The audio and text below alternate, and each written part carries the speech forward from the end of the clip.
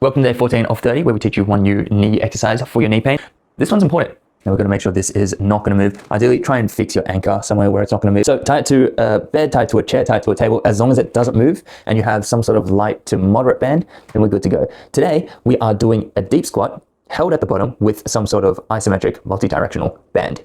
So you figured out your squat technique, you're going to come back down and you are at the same time going to thread the band through one leg. You can hold the bottom of the squat position for about a split second and then you're going to come back up. If the band rolls, then it rolls. Okay, there's nothing you can do about that. Keep your band around the knees, and from this position, we are going to enter a squat position. Again, making sure that our knees do not go past our toes, and we're going to come back up. Now, after you perform one horizontally with the horizontal pull, you're going to turn 45 degrees, and again, same thing, going into a squat position and come back up. We're going to turn again, straight up against the anchor point of the band, coming down into 45 degrees, holding that little isometric hold, and coming across. And we are just, again, practicing that isometric hold.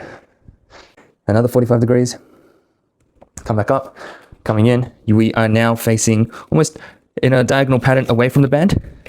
Same thing again, making sure that the band is nice and flush. Coming into another squat position, isometric hold, holding it for about a second, coming back up. And now we are over here, coming down, hold, 1 Mississippi, 2 Mississippi, back up, 45 degrees, back this way, and hold, and then finishing the rotation, coming down like this, and coming back up. This is like a very valgus directed medial pull on my leg. So the reason we're practicing this movement is because when you get fatigued, you don't get to choose what forces are acting on you as you're playing sport, as you're falling into fatigue, as your legs get tired, you're going to cave in, you're going to cave into valgus. Doing this movement and holding that makes sure that your knees are in alignment, you're pointing in the direction of the second toe, and they're not going too far beyond your toes to the point where your kneecaps are getting pushed into your articulating surfaces, which would cause pain. Therefore, as you're practicing a good low squat mobility without causing yourself any pain, and you've got some sort of lateral force affecting your knee at the same time, this is going to be a foolproof way of trying to practice good knee stability. So you're not going to come into pivot shift